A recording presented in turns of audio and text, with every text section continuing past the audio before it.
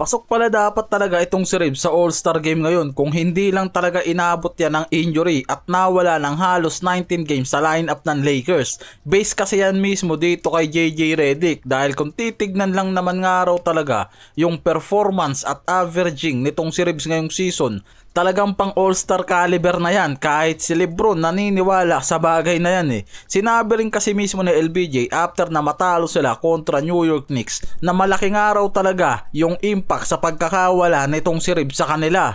Na lumilitaw ngayon kung gaano talaga kaimportante itong si Reeves sa team offense nila. Sinabi pa ni LeBron dyan na mas mahirap para sa Lakers na ma-evaluate kung gaano sila kalakas ngayong season o kung paano na nila mapapabuti ang rotation nila kapag hindi buo ang lineup katulad kapag wala nga raw si Reeves. Kakabalik lang rin ngayon ni Reeves kontra dito sa Brooklyn Nets kahit may restriction yan, nakapag-contribute pa rin yan mula sa 15 points, 4 rebounds, kaya talagang lumilitaw agad yung magandang impact niya sa board presence at sa team offense kapag nasa court yan. At malaking bagay nga raw yan sa rhythm and scoring lalo na sa early part para sa maagang momentum na ginawa ng Lakers dito sa Nets. Kahit hindi niya nilaro ang full minutes niya ngayon, positive pa rin ang naging contribution niya at nakikita ng mga analyst na maagang lumilitaw ngayon yung pagiging scoring threat nito lalo nga raw kapag kasama si Luka at LeBron. Ang Lakers dominanteng naglaro mula sa umpisa at agad nilang nakuha yung malaking lead, pero kapansin-pansin na ang Lakers mas nagiging better talaga ang offensive flow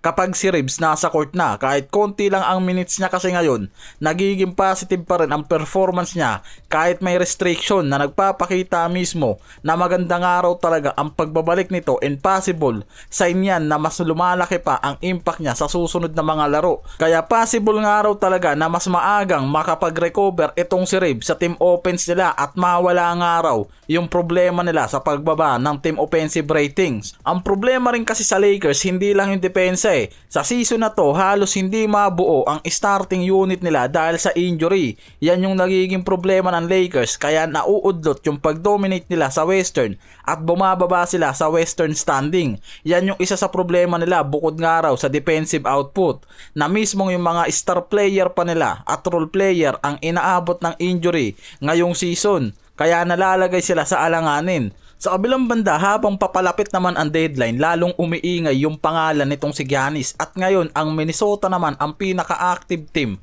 at aggressive sa pagbuo ng trade package para makuha si Giannis sa Bucks.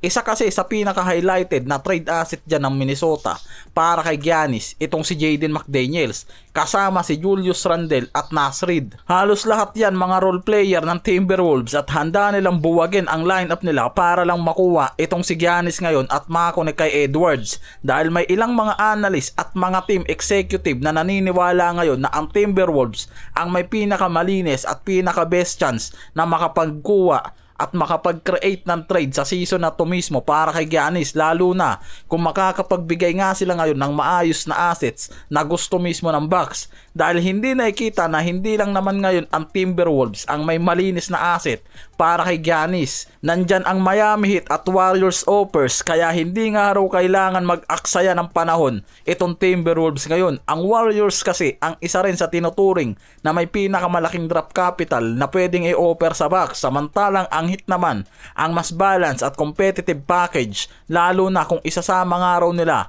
yung mga role player, talent at picks nila. Pero may mga opinion din kasi na pwede nga raw ang Bucks hold muna itong si Giannis hanggang sa off-season para makuha nila yung mas mataas na return, lalo na kung hindi nga raw sapat ang offer sa kanila ngayong deadline. Dahil marami kasi ngayon ang nag-iisip talaga na baka mas maganda nga raw talaga sa Bucks kung hihintayin lang ng mga to ang off-season kung hindi nila makukuha ang blue chip, yung player o maraming draft picks ngayon na gusto nilang kapalit nitong si Giannis. Dahil mas magkakaroon ng power itong si Giannis sa kung anong team nga raw ang gusto niyang puntahan sa off-season. If may solid trade na magagawa nga raw para sa kanya, mas may leverage ang Bucks kay Giannis pagpasok ng off-season talaga, yan yung nakikita.